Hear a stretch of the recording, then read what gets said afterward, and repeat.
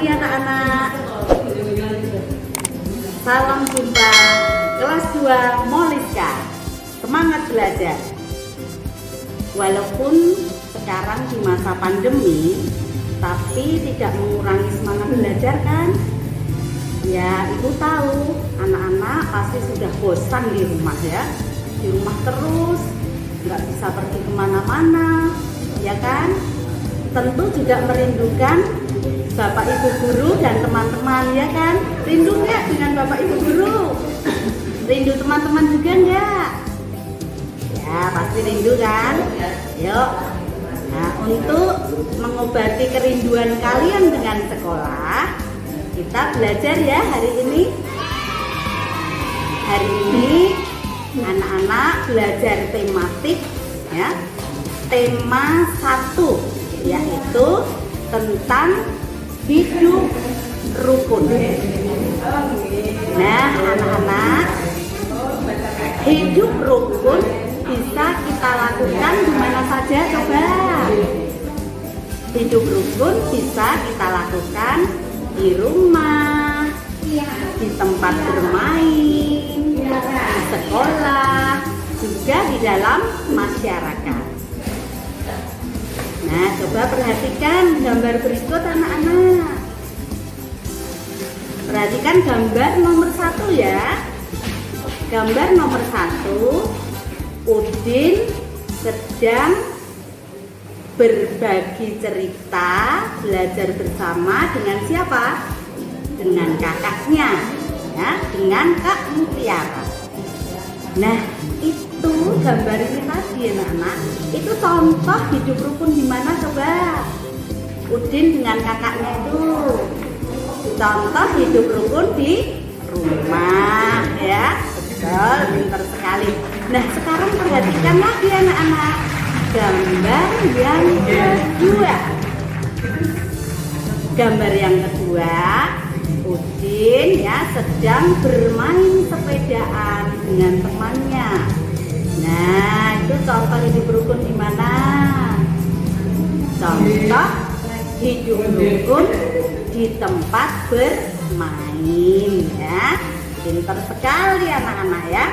Sekarang gambar yang ketiga, perhatikan lagi. Nah, Udin sedang berbagi makan ya, berbagi bekal dengan temannya pada saat istirahat. Nah, itu contoh hidup rukun di mana anak-anak? Contoh hidup rukun di sekolah. Jadi kita nggak boleh pelit dengan teman ya. Kalau ada teman yang nggak bawa minuman, kalian membawa bekal minum ya diberi. Tapi ingat loh, ini masa pandemi loh ya. Sedotannya minuman nggak boleh bareng-bareng loh ya. Ya, bagaimana caranya? Ya, kita tuang di tempat yang lain ya.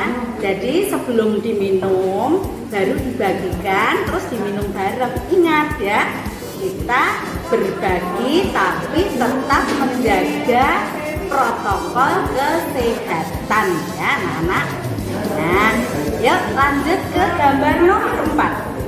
Nah, gambar nomor 4 itu ya, ada masyarakat yang berkumpul ya, ada yang membawa tanah pakai gerobak dorong ya, ada yang membersihkan selokan, ada yang membuang sampah ya anak-anak.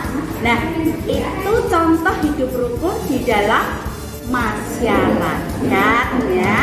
Nah, jadi hidup rukun dapat kita lakukan di mana saja ya. Nah, anak-anak, pada kesempatan ini ya, kita belajar subtema 1 dulu ya, yaitu hidup rukun di rumah. Nah, hidup rukun di rumah ya, yang nanti kita akan pelajari.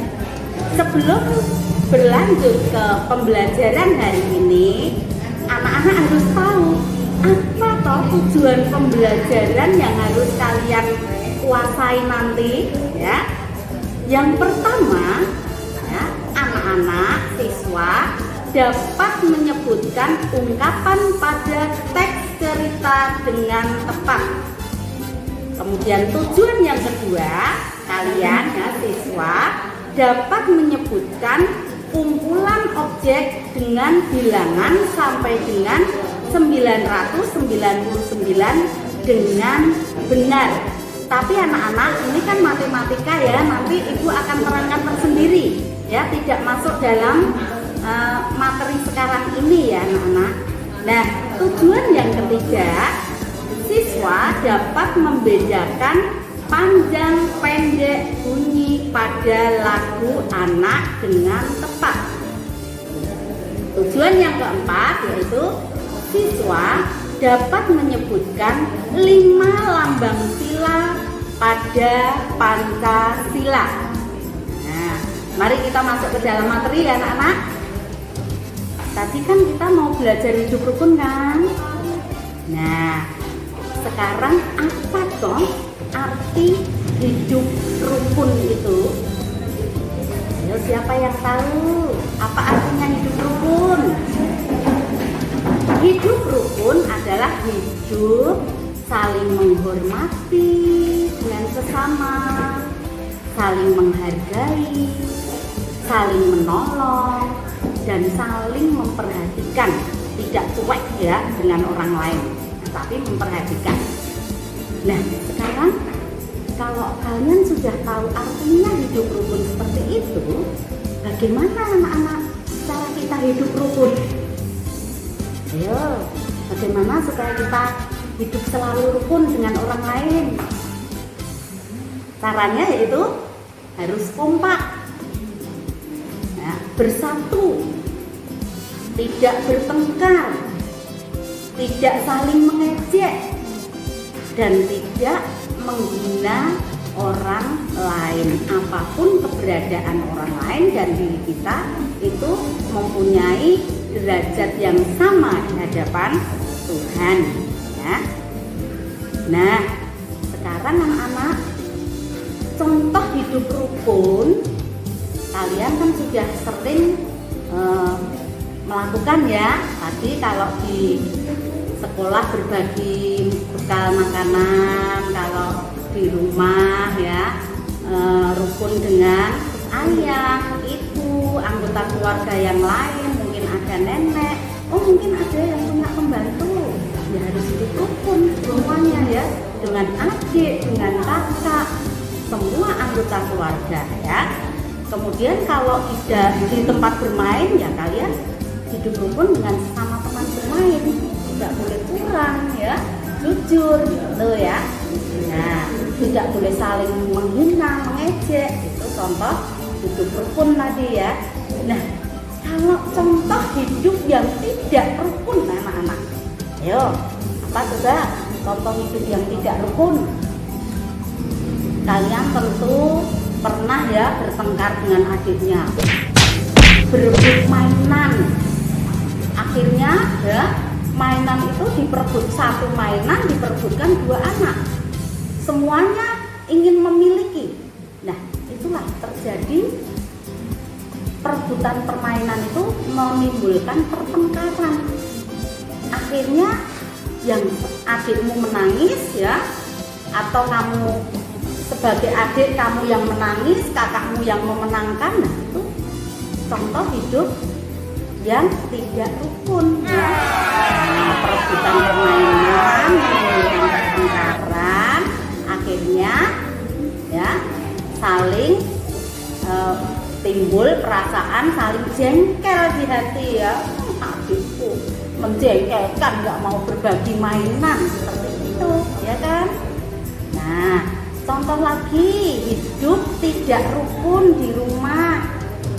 Kadang-kadang kalian tidak terasa ya melakukan perbuatan tidak rukun dengan orang tua loh ya. Contohnya apa?